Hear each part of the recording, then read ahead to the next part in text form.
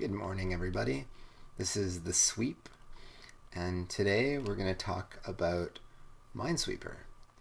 So we're not just going to do a regular daily challenges like you're used to, but we're actually going to go into how it works, how to play Minesweeper, just right from the get-go.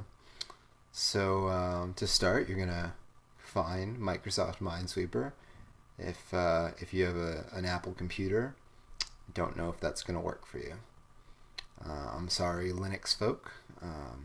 Not sure if they have mines there. I know your computers are quite safe from mines.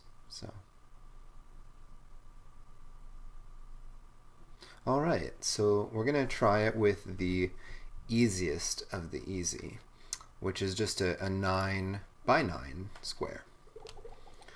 So as we can see, we have 1, 2, 3, 4, 5, 6, 7, 8, 9 by 9. And in some of these squares, there are mines. In fact, 10 out of these 9 by 9, which is 81, 1 out of every 8.1 squares is technically a mine. And by technically, I mean literally. So what we want to do is remove all of the mines. We want to find all the spaces where the mines are to be able to work around them. So we don't want to explode the mines. We want to do the opposite of that. We want to flag them to warn people of the mines. So the game is set up in such a way that you can't actually click a mine on your very first click. Which, if you could, it would be very nerve-wracking because there would be a 1 in 8.1 chance of that actually happening. So we don't want that. We certainly don't want that. So I'm just gonna click somewhere in the middle, because if you click somewhere in the middle, there's a lot of squares around you. And there's a higher likelihood that it'll open up other squares where you'll get more of an opportunity to work. I might have just made that up. It might not actually be better to click in the middle, but I'm going to do it anyways. See, as you can tell, all of these spaces where there is nothing visible, it is to say that there are 0 mines around that area.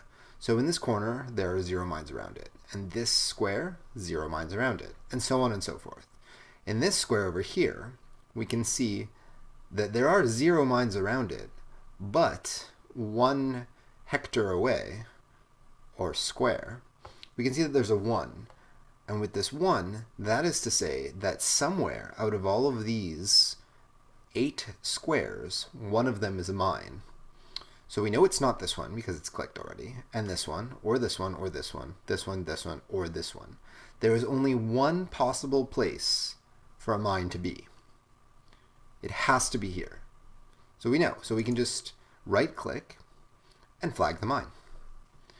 Now, given that we're over here, we've gotten further along. So we've gotten to this second space, the second square, and it says that there's 1, and this 1 is already touching this mine. So if we know that, then we can absolutely click here with certainty, because otherwise, if there was a mine here, this would be a 2. And same thing for this one. This one and this one are now just saying 1. If they said 2, then there would be another mine here. But because they're only saying 1, we know with certainty. So now these 2 are easy because it's saying there's 2 and there's only 2 spaces. So we know that those 2 are mines. We come into this corner, again, only 1 opportunity. Now this one is touching and this one is touching. So these 2 are without a doubt mineless. Now, we don't actually know over here what's going on. We know that there might be a mine. See, what happens if you click right twice is you get a question mark. So out of these 2, one of those 2 is definitely a mine, but we don't know which one. However, if that is the case, then we know that this one, can it be? It can't be. We know that this one cannot be a mine because this one is touching one of those two, and this one has to have one of these two. So if this one is already touching one of these two, then this one cannot be a mine. Now, once we come up over here, we can see the 3. We can work with the 3. It's a lot easier to understand. This 3 is absolutely touching 3 mines. So all of these are already clicked, and there's only 3 mines in front of it. So it has to be all of those 3. And now we can answer this question. So because this mine, this square is touching right here, this mine, we can know with certainty that there isn't a mine there, and with absolute certainty that there is a mine there. Now this 2 over here is touching these 2, so this isn't a mine. And this 1 is forced into this corner, and this 1 is now touching this mine, and that 1 is touching this mine, and this 1 is still touching this mine. And now we know the 3 has 1 here and 1 here, and the only other option is that it's here. So last but not least, we have 1 square left and 0 mines left. So we know there are no mines.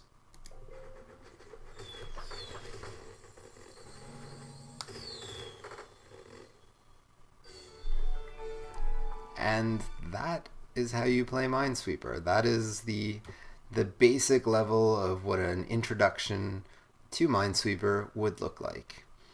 I hope you learned as much as I did today, which would be absolutely nothing because I knew everything that I taught you. So, thank you very much, and this is the Sweep signing off.